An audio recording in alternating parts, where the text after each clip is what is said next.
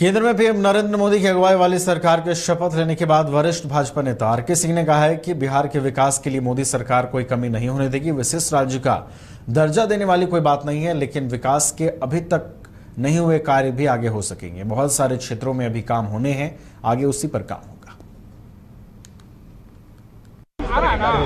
विकास का ज्यादा तेजी से है,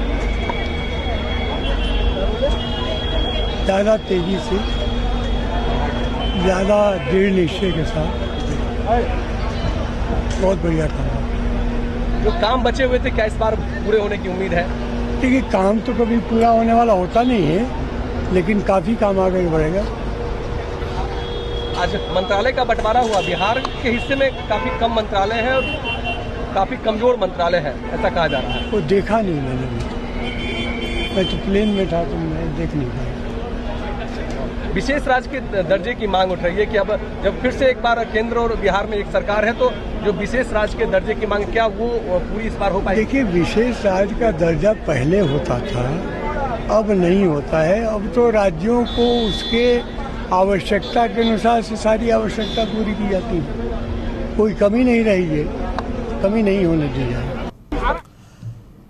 और नरेंद्र मोदी के तीसरी बार प्रधानमंत्री बनने पर नेता प्रतिपक्ष तेजस्वी यादव ने प्रतिक्रिया दी है। उन्होंने कहा कि पीएम जरूर वो तीसरी बार बने हैं, लेकिन इस बार विपक्ष भी काफी मजबूत है। इस बार बिहार निर्णायक भूमिका में है। नीतीश कुमार जी को इस बार बिहार को विशेष राज्य का दर्जा दिलाने की मांग करनी चाहिए। वहीं मोदी कैबिनेट में मंत्रिमंडल विस्तार को लेकर उन्होंने कहा कि बिहार के लोगों से प्रधानमंत्री तय होता है, लेकिन कहीं ना कहीं बिहार के लोगों को झुनझुना पकड़ाया गया है।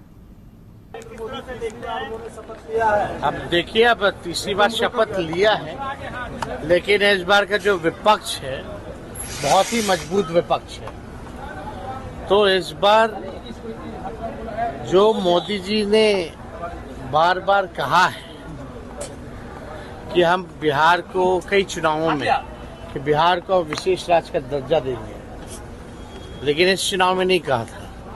और इस बार बिहार जो है निर्णायक भूमिका में है।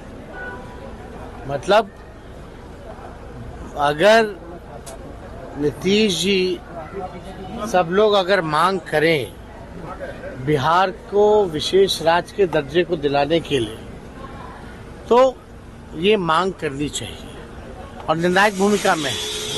आप लोग सब लोग जान रहे हैं, आरक्षण की सीमा जो हम लोगों ने 75% जो की थी, उसको भी शेड्यूल 9 में जो है डालना चाहिए। साथ ही साथ पूरे देश भर में जाति आधारित गणना करानी चाहिए। और इस बार मोदी जी चाहे इधर उधर बोल करके अब निकल नहीं सकते, क्योंकि जो विपक्ष जो है इतना मजबूत है। तो मेरे ख्याल से ज्यादा सीटों का अंतर नहीं है। और इस बार भाजपा जो है खुद जो है बहुमत पार नहीं कर पाई है और बैसाखी पर है, तो हमको लगता है कि तीसरी बार जो प्रधानमंत्री नरेंद्र मोदी बने हैं, इस बार सबसे कमजोर।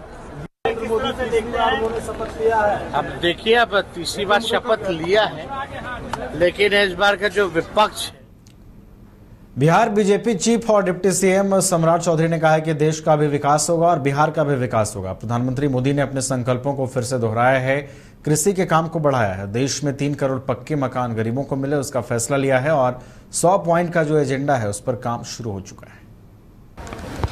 देश का विकास होगा और बिहार का भी विकास होगा। आदरणीय प्रधानमंत्री ने अपने संकल्प को फिर से दोहराया है, कृषि के काम को बढ़ाया और देश में 3 करोड़ पक्के मकान गरीबों को मिले, इसकी चिंता पहले ही कैबिनेट में उन्होंने शुरुआत किया और जो 100 पॉइंट का एजेंडा है उस पर काम शुरू कर दिया। नाराज चल रही है कि